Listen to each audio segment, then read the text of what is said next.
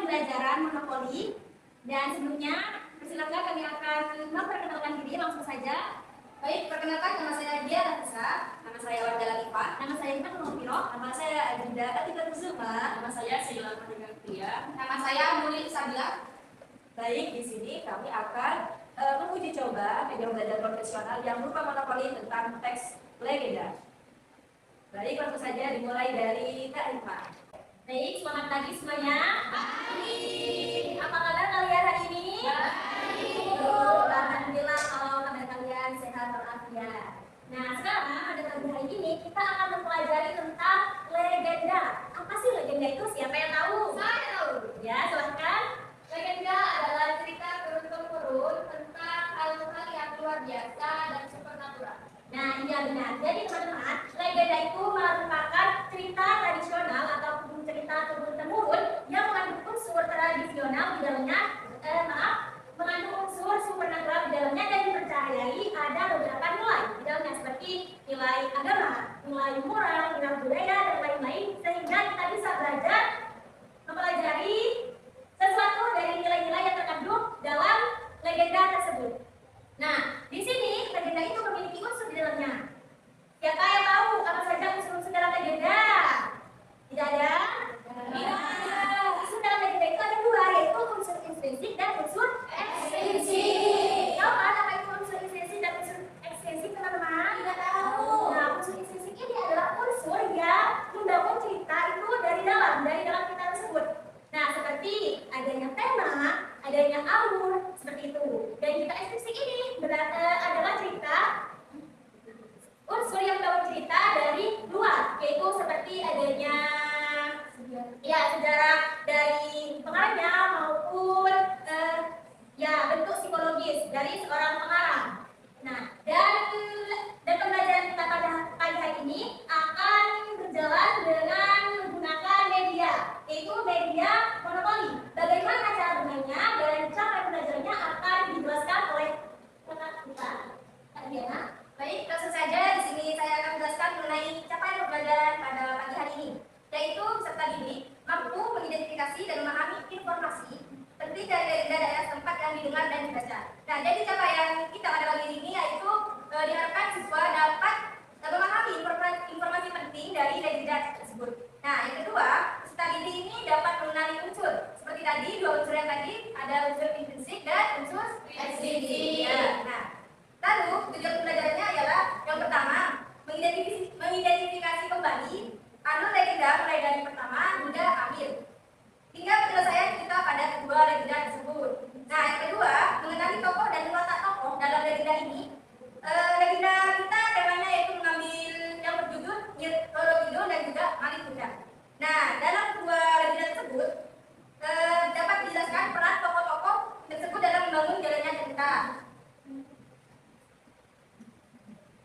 Selanjutnya yaitu menceritakan ulang isi legenda secara lisan dengan struktur yang benar, intonasi yang tepat dan pemilihan kata yang sesuai. Jadi diharapkan siswa itu bisa menceritakan ulang dari isi legenda. Juga menyajikan kembali legenda secara tulisan baik berupa ringkasan, paragraf cerita ulang atau penjelasan urutan peristiwa berdasarkan pemahaman masing-masing siswa.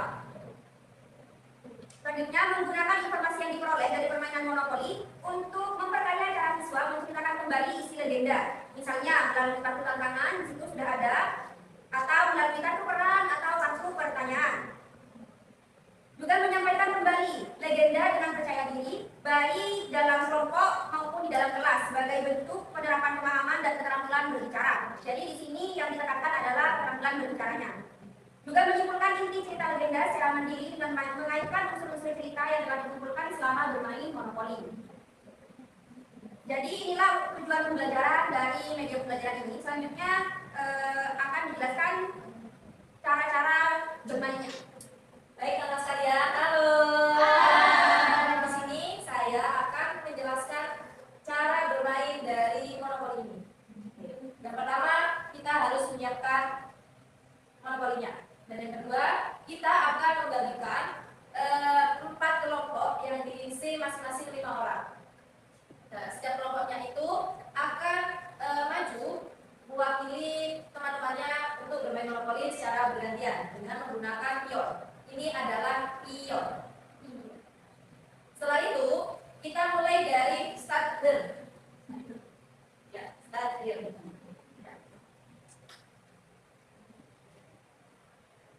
Kemudian ada dadu.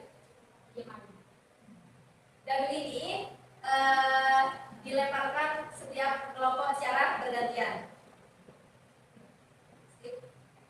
Ada di angka 2. Jadi kita maju 2 langkah. 1, 2. Pionnya berhenti di pernyataan. Lalu kemudian kita mengambil satu kartu pernyataan. Kemudian kita baca. Di pernyataan ini berisikan buatlah dialog antara Dewi Mutiara dan Nenek Jahil dalam cerita Nyi Roro Kidul. Berarti ini memperagakan antara Nenek Mutiara, antara Dewi Mutiara dan Nenek Jahil dalam cerita Nyi Roro Kidul. Kemudian ketika menempati kotak beruntung, ini berarti dia bebas dari pernyataan dan pertanyaan seperti itu. Kemudian ketika kita menempati pertanyaan dari pertanyaan, kita akan mendapati satu pertanyaan yang berisikan dari sudut pandang siapakah cerita Malun Kundang diceritakan? Apakah dari sudut pandang orang pertama, kedua, atau ketiga? Nah, seperti itu. Untuk itu, cara menjawab pernyataan dan pertanyaan ini dibutuhkan yang namanya teks cerita Nyi Roro Kidul dan Malun Kundang. Di sini kami mengangkat 2 cerita legenda, yaitu Nyi Roro Kidul dan Malun Kundang. Baiklah, akan diceritakan oleh kami. Baik, di sini saya akan sedikit menceritakan cerita Nyi Roro Kidul. Pada zaman dahulu, ada sebuah kerajaan besar di Pulau Jawa. Rakyatnya hidup makmur dan sejahtera. Kerajaan itu dipimpin dengan bijaksana oleh Prabu Nundangwangi. Ia mempunyai permaisuri bernama Dewi Rembulan dan dikaruniai seorang putri yaitu Dewi Kadita yang sangat cantik. Pada zaman itu, seorang raja biasanya punya istri lain yang disebut Selir. Kita pakai selatan kadang melihat putri cantik, rambutnya panjang dan bagian pinggang samping terujung kakinya menyerupai ekor ikan. Orang-orang menyebutnya Nyai Roro Kidul sebagai penguasa pantai selatan. Terima kasih. Selanjutnya saya akan membaca cerita legenda Malun Kundang. Pada suatu hari, hiduplah sebuah keluarga nelayan di pesisir pantai wilayah Sumatera. Keluarga tersebut terdiri dari ayah, ibu, dan seorang anak laki-laki yang diberi nama Malun Kundang. Karena kondisi keuangan keluarga memperhatikan, sang ayah memutuskan untuk mencari nafkah di negeri seberang dengan mengarungi lautan. Semua jasa orang tua kepada seorang ibu yang telah mengandung dan membesarkan anaknya, apalagi jika sampai menjadi seorang anak yang durhaka. Masih semangat kan ya? Ya. Oke, selanjutnya di sini kita akan membagi kalian menjadi 4 kelompok, ya. 4 kelompok. 1, 2, 3, 4, 5 kelompok 1. 1, 2, 3, 4, 5 kelompok 2.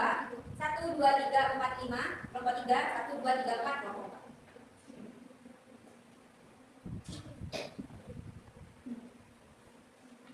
Baik teman-teman, jika kalian sudah menerima cerita legenda yang sudah kami bagikan, kalian silakan berdiskusi dengan kelompok masing-masing untuk memahami cerita yang sudah kami ceritakan dan juga kalian pahami dengan baca. Paham semuanya? Silakan berdiskusi terlebih dahulu. Setelah itu, tentukan 1 orang yang akan masuk depan untuk bermain. Jadi penampilan kelompok kalian masing-masing.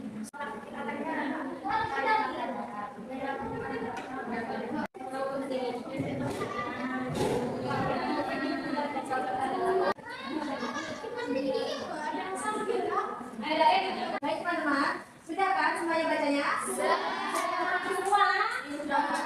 Silakan perwakilan kelompok maju di depan. Ya, yang kalian tunjuk. Yang kalian tunjuk, ayo silakan maju perwakilan. Kelompok 1 siapa? Kelompok 2 siapa? Kelompok 3 siapa? Dan kelompok 4 siapa? Silakan maju ke depan. Ayo kelompok siapa? Kelompok 1 siapa?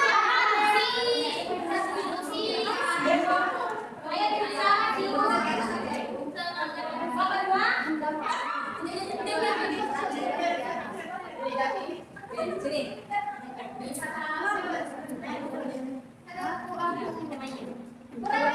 Kelompok 2. Deg-degan teh. Aku deg-degan juga kalau tahu gimana. Jalannya kemana ya? Diganti kemana? Gimana berarti?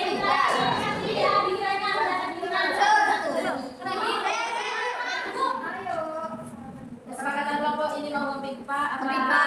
Oke, pipa yuk. Ayo, simpan. Oke, pertama Saada. Terus lagi yang bebas. Dua, terus sip.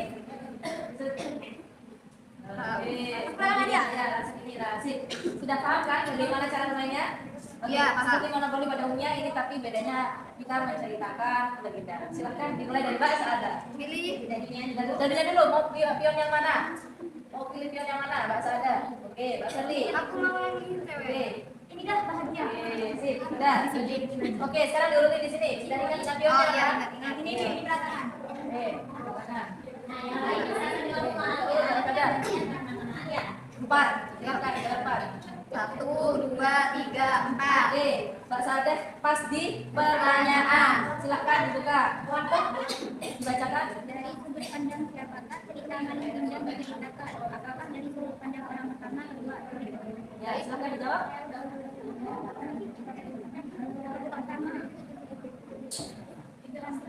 Yang pertama katanya tidak.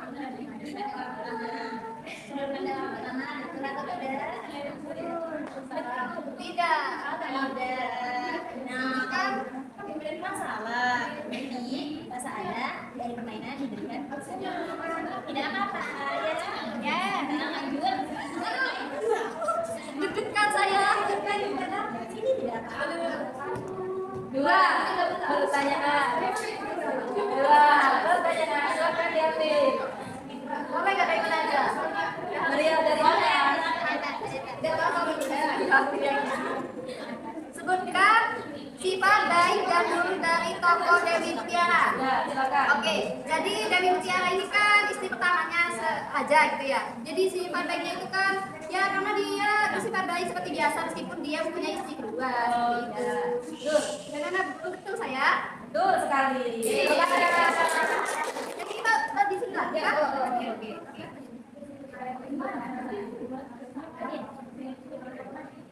Selanjutnya, nomor 3. Dari Mutiara istri kedua langsung lihat nih kan. Salah. Dari Mula. Istrinya pertama Rembulan, kemudian anaknya Kadada, dan istri keduanya adalah setirnya itu Dewi Mutiara. Berarti aku salah. Kedua. Salah. Dapat hukuman.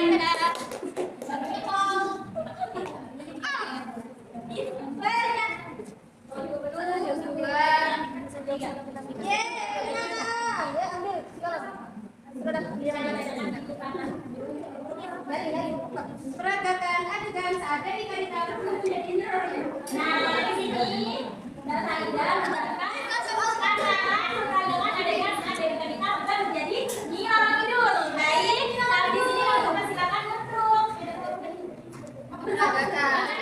untuk memperagakan adegan tersebut. Baik, di sini saya akan memperagakan tentang Dewi Kadita berubah menjadi Nyi Roro Kidul. Nah, awalnya Dewi Kadita kan adalah permaisuri, Tuan Putri. Nah, dia nyebur nih ke pantai selatan. Nah, dia keluar menjadi Nyi Roro Kidul. Begitu teman-teman. Silakan.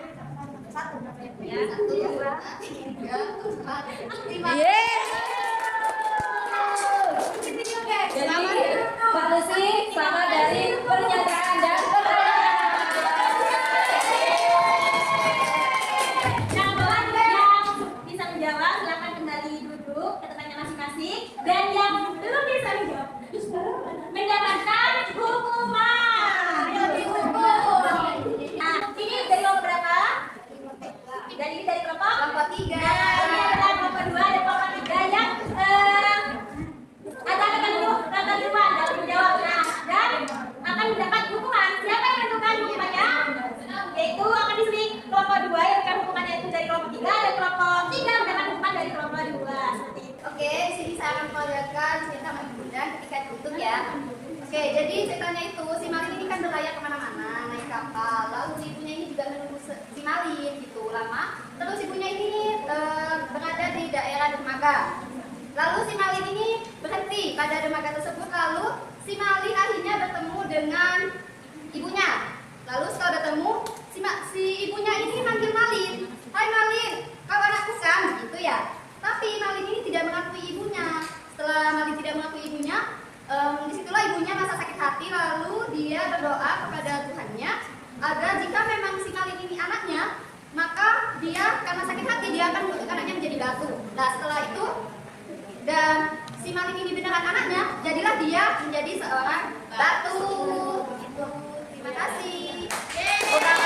Baik, di sini saya akan menceritakan mengenai sikap jahat dari Dewi Mutia, yaitu dia memiliki sikap iri dengki terhadap Putri Rembulan dan Dewi Kanita. Jadi akhirnya Dewi Mutia ini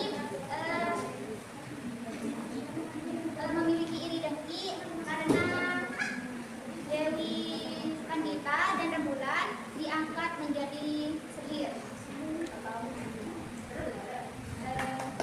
Cukup sekian. Nah, apakah dari cerita yang dipraktekkan oleh bahasa ada ini benar atau tidak? Benar. Benar, tapi kurang lengkap dan kurang jiwanya. Nah, ya. Nah, mungkin Mbak Amel bisa mempraktekannya untuk mempelajari bahasa ada yang benar. Nah, karena kurang, nanti bahasa ada bisa mempelajarinya bagaimana peragaan dan mimik wajah yang benar. Itu ya, saya terima kasih. Bisa kembali ke tempat duduknya. Alhamdulillah sudah sampai di akhir pembelajaran hari ini. Berdasarkan kegiatan pembelajaran hari ini melalui media pembelajaran monopoli berbasis teks legenda dengan cerita Nyi Roro Kidul dan Malin Kundang, dapat kita simpulkan bahwa legenda itu tidak hanya memberikan hiburan, tetapi juga menyampaikan nilai-nilai moral dan pelajaran hidup yang penting. Nah, dari cerita Malin Kundang kita belajar tentang cara menghormati orang tua, dan sedangkan pada legenda Nyi Roro Kidul kita mengingatkan kita agar selalu bersikap rendah hati dan menjaga perilaku. Selain memahami isi cerita, melalui permainan ini kita juga memperkuat pemahaman tentang unsur intrinsik seperti tokoh, alur, latar, dan amanat. Kegiatan permainan ini terbukti membuat proses belajar menjadi lebih menyenangkan. Apakah teman-teman merasa senang dengan permainan ini? Dengan demikian, semoga pembelajaran ini menambahkan wawasan kita tentang cerita rakyat Indonesia sekaligus membentuk karakter yang lebih baik dalam kehidupan sehari-hari.